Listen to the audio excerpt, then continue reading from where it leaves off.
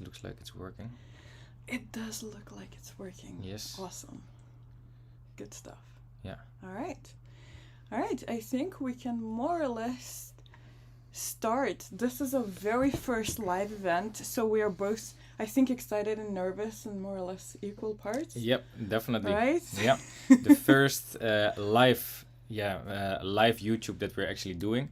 Apparently you had to download a lot of software which is not attached to YouTube itself, so that was a bit tricky, and until the last moment we were kind of nervous that it wouldn't work, but it did. Yeah. It looks like, I mean, there might be a glitch or two along the road, but hopefully it all goes well. I can see people are already tuning in, so that's really awesome to see. Hello everybody, thank you so much for being here. And I think, a couple more minutes and we can really get into it. Yeah, I just looked at another screen to see if it actually works, and yes it does. If people can hear us, maybe you can send us a message, just a hi or something like that, so that you can actually confirm that we are live. Yeah, just say hello, alleviate our anxiety here, please. No, but I think it looks like we are really we are live, we are good to go. So hello once again, welcome everybody. This is the very first live MOTOURISMO YouTube, and I'm Egle, this is Lennart, and we are the MOTOURISMO Scouts. So MOTOURISMO is this awesome online booking platform for motorcycle tours, on-road, off-road, all kinds of training events and rally races as well. And the really cool part is that they're not just some faceless automated booking platform, they're also kind of like a travel agency. So if you're looking for a bike tour anywhere in the world, whether guided or self-guided, whatever it is that you're looking for, go to www.motourismo.com, and I'm sure these guys will be able to help you. But Lennart, do you want to talk a little bit about who are the MOTOURISMO Scouts? What are we doing here? Yeah, that's the most beautiful part about it from our side actually, because as they offer tours around the world, we can actually go to these tours, ride with the tours, meet a lot of people, and also film the whole tour. Actually to share those videos with you, with YouTube, with our own social media, and with MOTOURISMO social media. That is our job since half a year, something like that, and along the way we're growing. That's also why we do this live YouTube this time. Some of you might have seen that we already posted the video, the Dinaric Rally video. I hope you've already seen it as well. If not, you can find it in the description below later on. So today we're actually going to talk about how we experienced the Dinaric Rally, and hopefully give some advice for people who are going to ride it next time. If you have questions, just write it down in the comments and we will try to answer them all. Yeah, we are watching the comment box. So hello, even Steven, how's it going?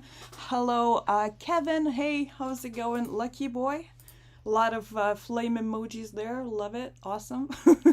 Really cool to see so many people tuning in. We really appreciate you being here. And the reason we're starting with the Dinaric Rally is it just kind of so happened to be our very first MOTOURISMO event. Now, we've done the Dinaric Rally, both of us, last year. So we already knew more or less what it was going to be about.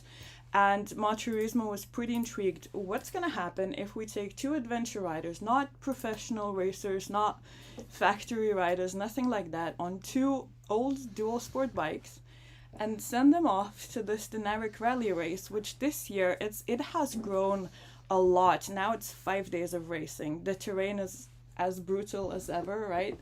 The distances are pretty huge, and we have this, I'm on a DR650, you're on a KLR 650. Neither of those bikes are in excellent shape, put it that way. No. And so the whole thing was, let's go, let's race, and let's film the whole event and see what happens. But we had a problem.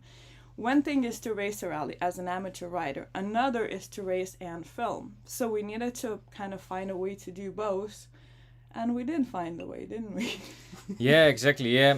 At first we were thinking like, let's both race and let's both film along the way and film each other and stuff. But actually one day before we started the rally, it turned out to be pretty intense if we would do that. So we decided, what if one of us is going to race and the other one is going to film? So right after the rally and cut in between and make some shots of people coming by.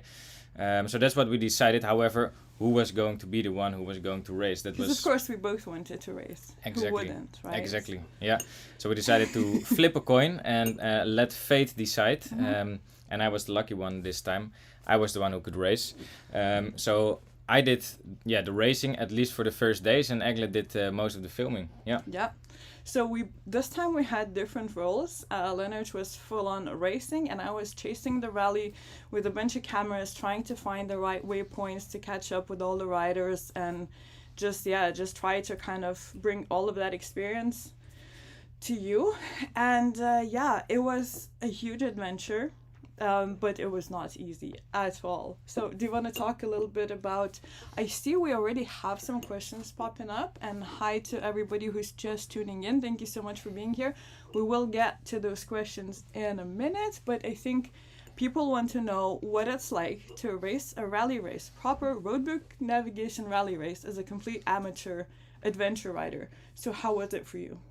Yeah, well, so last year I actually did it the first time. It was the first Dinaric Rally, but for me also the first rally I ever did. It was, I met Egle. Egle asked me, do you want to race rally? And I was like, yeah, why not? Never did it, so let's see what's going to happen. And it was, it was very, very awesome. At first you are kind of preparing, no idea what's gonna happen. And that moment when you're at the start and your bike is already, you got your number and everything, that's a very, very exciting moment. You are getting nervous but also very excited about how is this going to look like. You see 100 riders around you with roaring engines, and then there's a countdown and you start a race. And from that moment on, actually, I at first I said to myself, like, I'm going to just see how it is and just ride slowly and make sure that I hopefully finish. The moment that you that there is that countdown and you start, that's the moment that you actually do feel the competition, and that you are like, I do want to have a time that's as best as possible. So you're actually going for it. And I think for me, this is the thing I like most about riding this rally and also rally in general. It's that you have to stay with yourself constantly. So that's what I noticed the most, actually, because you do notice from yourself that you want to go fast and that you want to win this race, even though I know I couldn't win, but you want to go fast. But you also know that you have a bike and you actually need to ride back home or wherever with the bike afterwards, so you cannot really crash badly. You also don't want to crash badly. So it's all these balances and all these things that going through your head, and especially, for example, when someone overtakes you. So someone overtakes you, and what's your first thought if you're in a race mode? Chase. Yeah, exactly. Of course. But that's exactly the thing you should try not to do, especially not in, well, sometimes yes, but not in our situation, I think. So it was very exciting. And also, like you notice, when I'm now talking about it again, the excitement comes up again. So yeah. But I think I see Island ADV. Hey, and thank you so much for being here. And I think a lot of people will want to know, how do you even get into rally racing in the first place, especially as an adventure rider? Like, do you just up and go do the Dakar?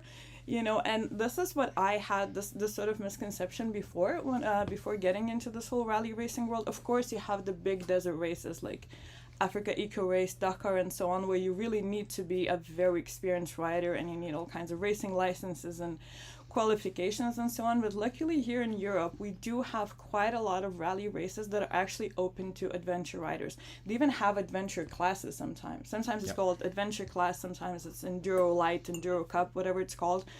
But it is very open to adventure riders, and all you need to do is find the event that you like, sign up, and just go race. And that's really all it takes. You do not need any special FIM license, any kind of racing qualifications, none of that. You can just take your bike and off you go. That's it. And not to mention, you don't even need a rally book, right? Because most people, when they think about racing a rally, they think that you actually need a rally book holder as well. But you can also do most of these rallies with your phone. And that was for me the most interesting part, because I did not have a rally book holder on my bike when I decided to go there. So Yeah, well, once again, that depends if you go for the ADV class, whether it's Dinaric Rally, which of course we totally recommend because it's an amazing event, or Swankshadnia Rally. Most of these European rallies that have this adventure or Enduro Cup class, they will allow you to race with GPS. I think we will get more into navigation later because it's actually pluses and minuses for both.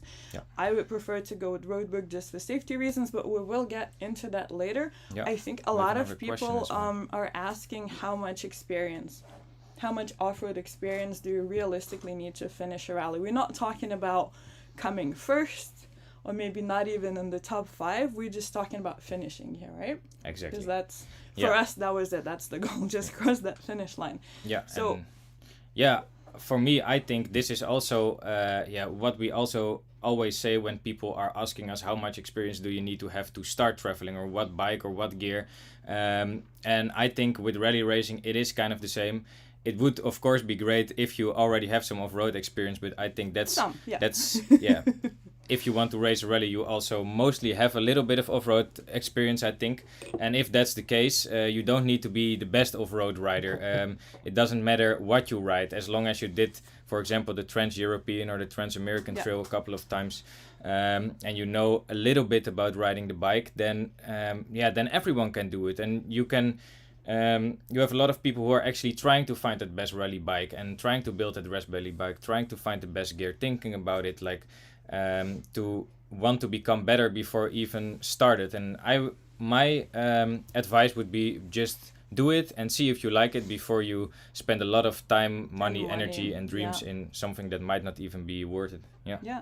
And I think, exactly what Lennart said. If you're more or less comfortable off-road, and I don't mean like super fast or that you need to like complete Romaniacs before doing a rally. Just if you've been riding off-road for at least 2 years or so, you're quite comfortable off-road, you can do some slightly technical stuff, then you're more or less good to go. And of course, it will be tough. It will be hard. But that's also the thing about a rally race. You just get swept up into this whole one big emotion with all these other riders. And a lot of these riders at the bivouac, you show up there, you see, of course, the pro team setting up. And I felt my first rally was Hellas, and I did feel a little bit intimidated looking at all these pros. And here I am on my DR, like, what am I even doing here? But actually, most of the riders there are just like us, or similar, or they've started out like us. A lot of them are first timers. A lot of them are absolutely terrified, just like you are. And it's okay. You give it a go. And then, even if you don't finish a stage, for example, you can still start the next day with a time penalty, but you can still do it. And so, just the go and do it mentality, I think, totally applies to rally racing. If you're not that confident about off-road, well, just do one day. Just do the prologue and then kind of see what happens. And another thing is that it's a safe way to do so, Because if you're riding alone on the Trans-Euro Trail or the Trans-America Trail or whatever the case may be, you will probably be a bit cautious, because if you have a bad crash, you're kind of in trouble. In a rally race, you can really push yourself because there's a whole medic team on standby. They will come and get you, and it's a more controlled environment. The tracks will be either closed or there will be marshals helping you. So it's like you can really just give it your 200% and really improve your riding and have a seriously awesome experience, right? Yeah. So let's see who jumped into the live session as well. I see Lucas, Adrian from Spain, and Hola, Adrian. Yeah. Do we have some more questions? Let's see. Yeah, I think there's a daily distance question. So how many kilometers are you doing in a day, and how many hours do you have to finish? I think this totally depends on what kind of rally you are racing. I've done 2 rallies so far, and 3? Three. Two Dinarics? Yeah. But I think it's in between 150 and 350 kilometers. That also depends day by day. So, for example, you can start with 150 kilometers, and you the second day is 350, and the third day is 200. But somewhere in between those numbers, I think. And this also has to do with the difficulty of the terrain, of course. I also see a question about a GS 1200, if that's considered an adventure bike. Yes, yes it is. Yes, yeah. And we have seen quite a few GSs at the Dinaric Rally, and they actually did quite well. I think the other thing about daily distances in a rally, most rallies, they're all modeled after the Dakar, right? So the format is always the same. The first day is the prologue stage, which is typically very short, 100 kilometers tops. At Dinaric it was 20 or 30 kilometers, something like that. And it is designed, first of all, to sort of decide the starting orders for the next day, and to give you a little bit of a taste. What is the terrain going to be like? You know, just sort of little intro. Then day and 2 are going to get harder and harder. They will have much longer distances, and typically they will throw in some technical sections here and there. Then if it's something like Hella 7 day, you will have a marathon day next. So that will be like 450 kilometers. That is designed to seriously abuse you. And this is where you don't quit, you keep going. That's the endurance part that kicks in. And then after that, the stages get shorter to 300, 250 kilometers. And then the last day is typically also quite short, and it's just to finish up. Yep. But yeah, I think an average you can expect 250, 300 Ks a day, something like that. And in terms of hours, this is where speed comes in, right? Lennart is a much faster rider than I am. I will get through everything, but it'll take me a while, especially on my bike. If I have a lighter rally bike, that's a different story. But on my bike, I'm slower. But that will decide whether you're spending 6 hours on the bike, 8 hours on the bike. Or there was one guy at Dinaric who, it was dark already, it was like 10 p.m, he was still stuck somewhere on the mountain, so he probably spent 11 hours on a bike that day. So it's about your riding, your speed, and how you go at it, right? Yeah. And actually, to add something about that, like, I've also heard of this guy on top of the mountain, but in general, what they also do, what the organization does, they know the route, of course, and if it's, for example, 4 o'clock, they do always have like a set time, like be back at 6 or at 8 or something like that. And if they see that you want to start crossing a new mountain and it's already over a certain amount of time, so let's say it's 4 o'clock, and they said like, if you come on this mountain after this time, you have to go around it. So the organization will actually be there and tell you how you can go around the mountain on normal tarmac, just so that you won't end up somewhere in the dark somewhere. Yeah, because it's kind of a safety. As the race moves, all the support staff is moving, all the medics are moving, so they're not going to leave 10 people waiting for just one rider somewhere. So that's the reason why they do it this way. Yeah. Right? Yeah. We got some new people tuning in. We have Kevin Warren, and William B. And we also got a question from Even Steven. Where shall we start? Shall we start at Kevin Warren's question? What got you both into rally racing in the first place? Well, we can keep it short, but for me it was Egle actually, who I met on the road, and she was like, I'm going that way to Croatia doing a rally, do you want to join? And for you it was kind of a bigger event, eh? For me, it was a different story. I was in Peru in 2019, and this was the year when Rally Dakar was held in Peru only, and I had the chance to chase Dakar, and because I offered assistance to some of the Lithuanian racing teams, I had access to the bivouac, and I got to experience Rally Dakar up close and personal, and that just completely blew my mind. And the thing that blew my mind the most wasn't if you watch Dakar footage, you see this cool helicopter shots and things like that. And it's cool, don't get me wrong. But what got to me was how privateers, and especially Mali Moto, now they're original by Motul, these are completely ordinary people doing absolutely extraordinary things. They're doing the impossible.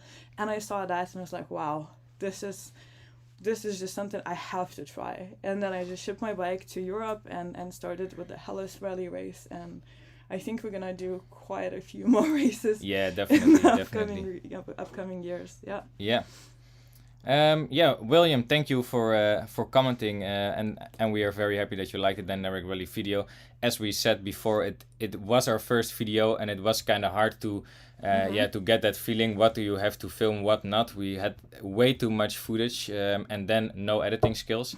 But I'm glad you liked it. Let's see. You also asked the question, what happened to the bike? The big reveal. Come on, let's do it. To my bike. Yeah. Yeah, well, first thing was when I started this rally, we were kind of in a hurry to get there, right? And I had a new carburetor on the bike, and it wasn't running well, so I was already pretty nervous that I wouldn't make it. And I was like tweaking around with the carburetor until late at night the day before the start.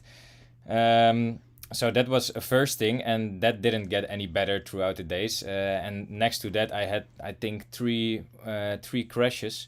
And one of those crashes was on very gnarly terrain, like big rocks going steep up.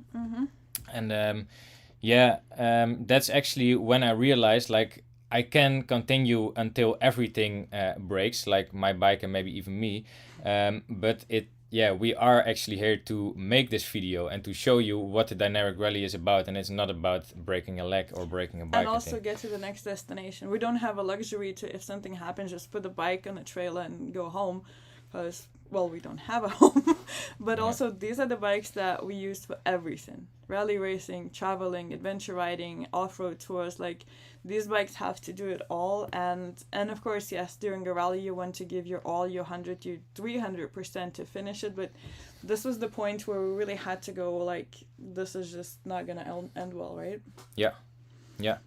I see that Milos and Tim joined. Milos, hello, hi. guys. Hope you're Nice signing up for the next rally. I remember you from the Dinaric. Good to see you here. And even Stephen, his goal is to participate and try to finish on his KLR 650. Nice. Which is also beautiful. very, very cool. Yeah. As far as I know, you're from America, right? And I have no idea about rallies over there yet. Maybe we will later.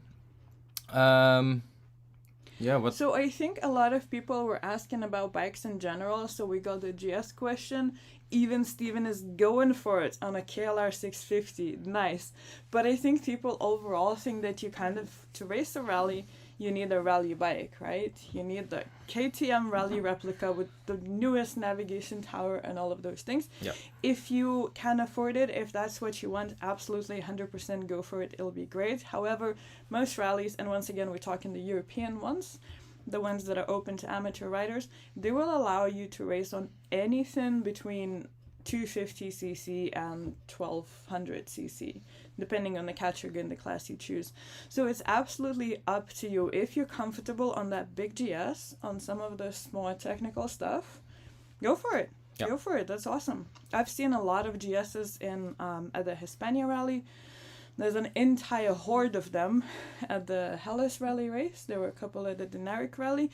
We've now seen a lot of Teneres around, right? Yeah, exactly. Of course, yeah. Sardinia, Dinaric, there was the whole fleet of the T7s. However, I do think it kind of depends what kind of rally you are going to ride, and it might be worth it to research a little bit about that. For example, the Dinaric Rally, I can recommend going on a lighter bike and not going on a GS. Definitely. Where, for example, if you are doing a Hispania or a Swank Rally, then there's also a very much fast stuff. There are and if you have these fast routes, then on a 250 you won't be that happy, maybe. Where you will be way more comfortable on a GS, for example. Yeah. Right? So I do think it depends on what kind of rally you are riding as well. My best rally result was on a KTM 450, although that was one of the Hispania Rally editions, but I would be equally happy on a 350 because a rally, and that's kind of the point of it, it's not just one day of racing. You can get through 1 or 2 days with whatever bike, but you have 3 days or 5 days or 7 days. And every single day, the exhaustion adds up, the fatigue adds up. And if you are picking up a 350 or 450 5 or 6 times a day, which you will, it's one thing. If you pick in a huge heavy bike a bunch of times a day, by day 5, you are going to be suffering. Of course, if you're an excellent rider and if you've got amazing skills, then, you know, Chris Birch won, or was it, I think, Hellas Rally on the KTM 790 or something. But that's Chris Birch. Yeah. We are not. No, exactly. And therefore I do agree with you, especially when you start riding rallies, it does not matter what kind of bike you ride that much. It's more about the experience itself and like actually picking up that bike 5 times a day and the suffering that you go through and still trying to mentally trying to stay on that bike and wanting to finish, I think that's the experience, and also the feeling when you actually are at the finish line and when you made it. I think this is what it's about, and and in that way it doesn't really matter what you ride. Yeah. And also, if you're going on your own bike, then you know it quite well, so you can probably do your own maintenance. So now you don't have to get assistance or support teams, right? So now it's more affordable once again, and you can do everything yourself and you're fine. So a bike that you know well, that's a good choice. Like, I interviewed one of the intercontinental rally support teams, and I asked them, and they have like decades of experience with rally racing, all the big desert rallies, and I asked him, what's the best bike for your, for a rally? And he's like, what's the best motorcycle? Your motorcycle. He's just, spot on. Yeah. We also got a question from Geertje, who asks, like, if you are in a situation that you will not make it over the mountain and you need to go around, but you won't be back in time, can you still finish the rally or still start the next day? And that's a yes, right? It depends on which class you are. If you are in the rally or rally GP, like the pro class, then you're out. Although the Dakar actually changed the rules this year, and even the pro riders could restart in a joker role. But most of the time, if you're in the adventure or the enduro cup, enduro light, whatever class, you can absolutely start the next day. You can even skip a day and you can still start the next day, but you will get a massive time penalty, so that means you will be ranking at the very bottom. But for us, the rankings are it's not even like, it then doesn't matter. I'm competing against myself. If I can be a little faster than I was yesterday, then life's good. That's it. Yeah, exactly. So you can absolutely start the next day, and if you don't finish a stage, my first rally was Hellas, and I didn't make it, I think 2 days in a row. I just couldn't make that distance in that amount of time. It was my first rally race ever. I wasn't that experienced off-road at all, and I remember the organization was just like, you're done. Go back. But I could start the next day, absolutely. So that's totally fine, and that's also, once again, you're getting experience, Exactly, and that's what it's about, of course. Like, the first time that you ride a rally, I guess it won't be about winning that race. It's more about, like, let's see how a rally actually is, because you can watch as much movies or videos as you want, or live Q&As with people who talk about rallies, but you will still not know how it actually feels, and if you if you can be faster, if you actually want to be faster, or if you And I mean, of course, you can train, right? So there's a lot that you can do to improve before actually doing a rally race. And anything goes. Motocross training, great for speed. Some really trials bikes, great for slow technical stuff, right? So whatever training you can get, go and do it. And if you're looking for an off-road training event or off-road training tour, once again, head on over to www.MOTOURISMO.com. They do have a lot going on when it comes to off-road training. And it's definitely beneficial. It's not necessary if you've been riding off-road for quite a while. You might actually decide to get some training after you've done the rally. Because it teaches you a lot. It shows exactly where you are, like what you need to improve. But also the improvement itself, I think. That's what I noticed with all the rallies I've done so far, that you are constantly, that you do learn a lot during only a couple of days. You learn like twice as much as you learn about off-road riding throughout a whole year. And the reason therefore is that you are just keep going, and you're talking about it constantly, and you are doing a lot of distance. Like, for example, it is indeed between 150 and 350 kilometers a day, which on the Trans-European Trail, or if you are riding off-road on an adventure or tour, then you won't really do that that quick, I think. Oh, that is a bit of a problem. And I think a lot of people are asking, like, what is the hardest part about the rally? And the hardest part isn't necessarily the terrain. It might be more or less technical, whatever. It's the endurance part, and maybe even the mental skills of it all, because sometimes it's hard to kind of see the finish line, and it's hard to keep going when it's really getting tough. So the endurance part is really probably one of the most difficult parts, but since you're going with a bunch of other riders and you're doing it together, it is absolutely doable, and you can certainly, you can certainly get it done. And once again, if you don't finish a stage, that is fine, and you can definitely give it a go, and yeah, just have that experience and enjoy the ride, and then you can see where that gets you. Do you want to do the next rally? Do you want to do a more difficult rally, and so on and so forth? It is very addictive, I have to say. Yeah. All right. Sorry for leaving. I just made a very stupid mistake. We were so busy with setting up the software for this Q&A that I completely forgot to put my laptop in the charger. So I had to do that for a while. All right. It's all good. I think we're back online. Yeah, we are back online. Yeah. All right. Do we have any more questions? Let's see. You can see it in here, and we have some things over here as well, right? Like rally book versus GPS. Why would you go for a rally book, and why would you go for GPS? Oh yeah, that's a good one. So yeah, most rally organizers will allow you to ride with a GPS if you don't want to invest in the roadbook. And once again, roadbook navigation sounds something intimidating, right? What is that? How do you learn it? But in fact, it is not that hard to learn. Maybe we should do a video about that, actually, how to figure out roadbook navigation. The main difference is that when you ride with a GPS, you're following a line, and that's all. It doesn't tell you what's coming next. It doesn't tell you that the terrain is going to change, nothing at all. With the roadbook, you always know what's coming. It will tell you that now there's rocks, or there's a dangerous turn, or there's something to watch out for. So riding with a roadbook is a lot safer.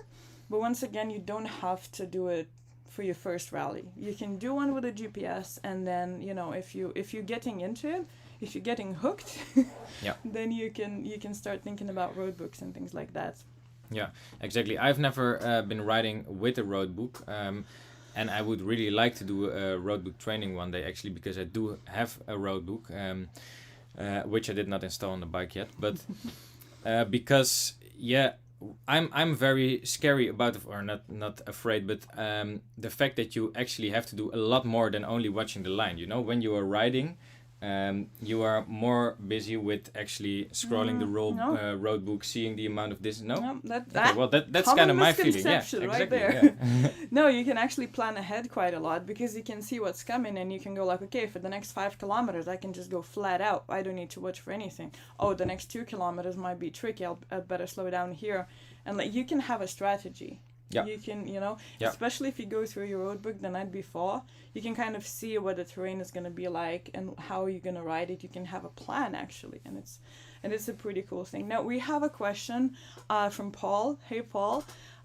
Do you think you can start at a later age with rallying? I'm 55 now. I'm going to say that... 51. 51, yes. Sorry.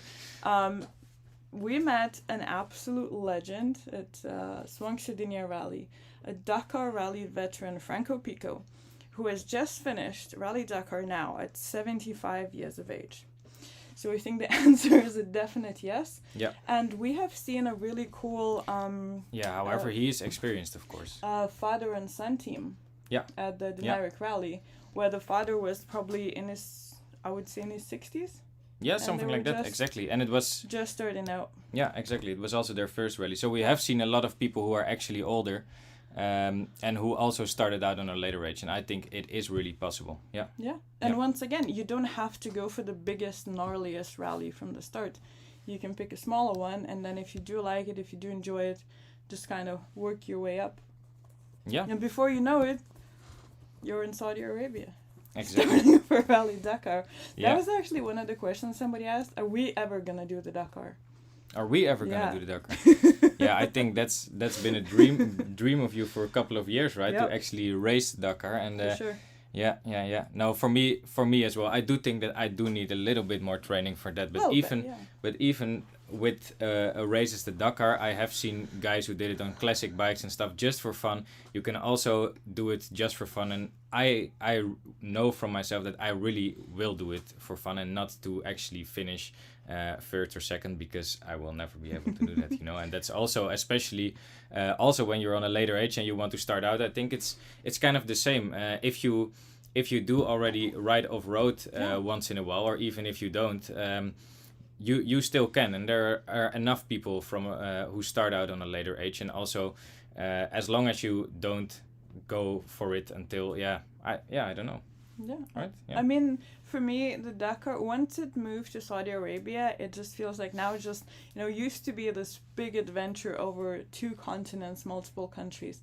Yeah. Then it moved to South America. It was still at least multiple countries. Now it's more like a single country enduro race. However, we do have our sights on either the Intercontinental Rally or something like this.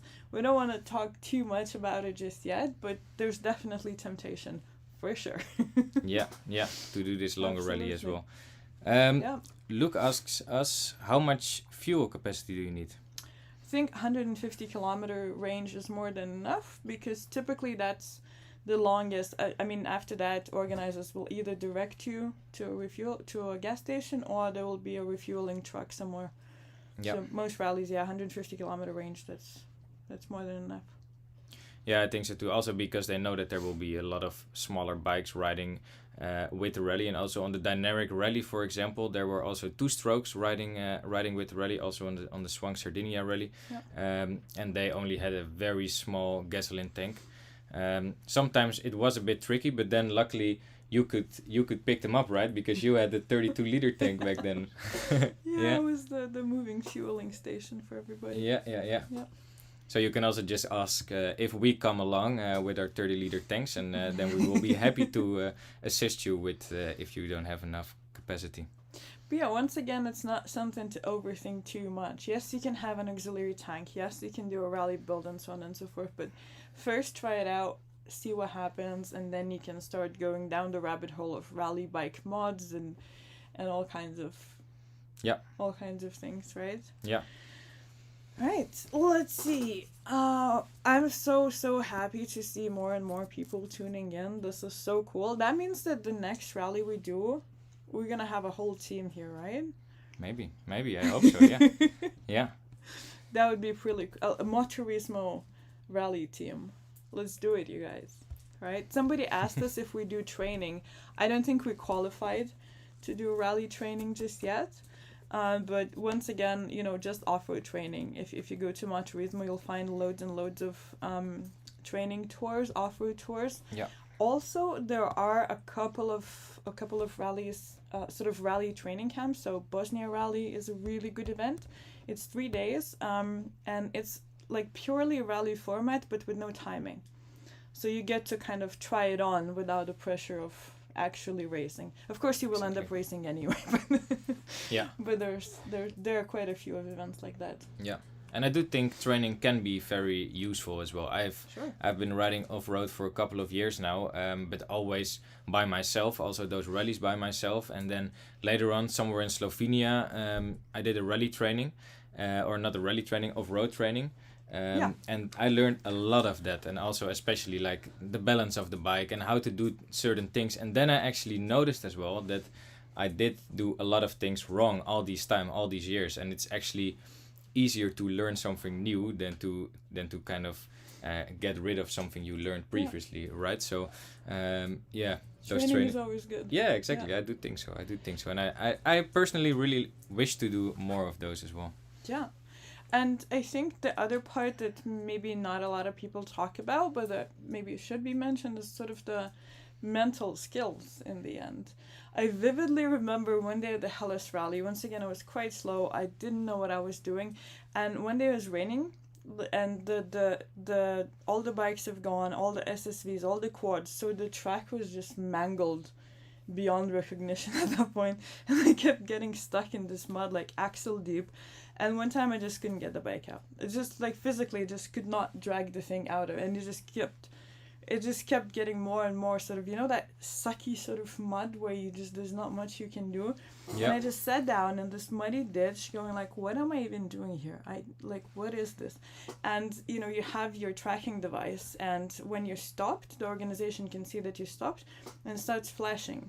and you press the green button if you're okay, and the red one if you need assistance.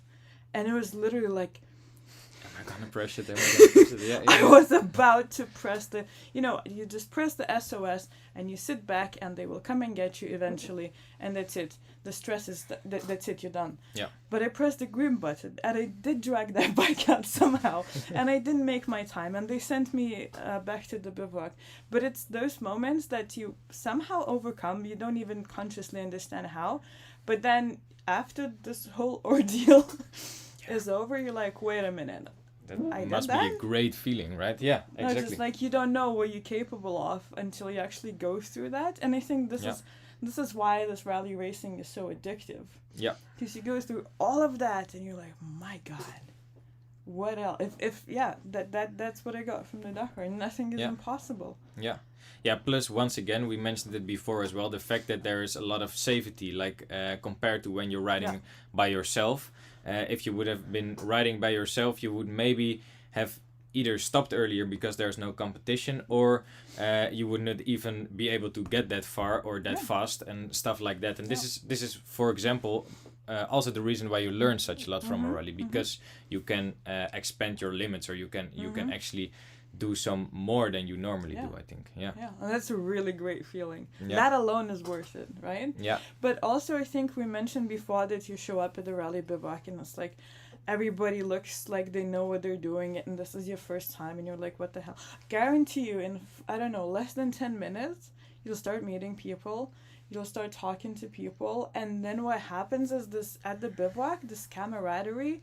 Everybody's helping each other out. Like out there on the tracks, you're racing, there's competition. But back at camp, the support that you get from other riders, it's incredible, right? Yeah, that was from the first rally we did, which the first rally I did, which was also the Dinaric Rally.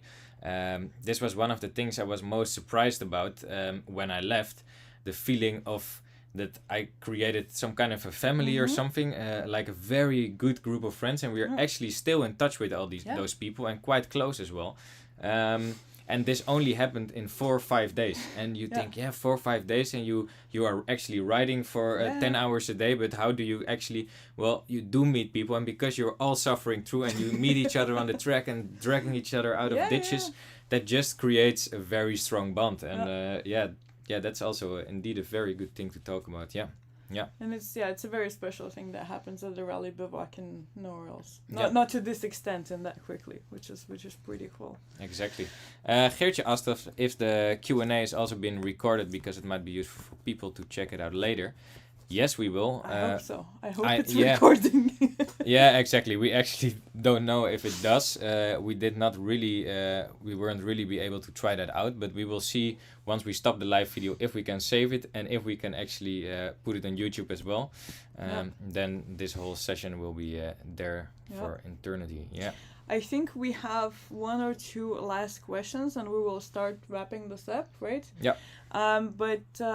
Lucky Boy is asking about a budget, and this is an important one, because once again, most people think it's a very expensive sort of adventure, but entry fees are between, depending on which rally race you pick, but I think realistically between about 700 and 900 euros, something like that, right? Yeah. This is your entry fee, and then you need fuel. So, I mean, calculate how much fuel you use for 250 kilometers a day, let's say, times 5 days or 4 days or however long.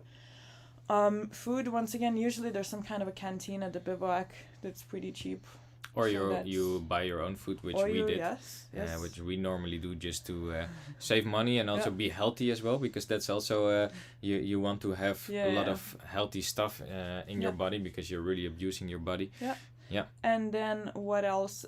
Some rally organizers will ask you to have a special racing insurance, because your normal traveling insurance doesn't cover racing events. So another probably 100 euros or so.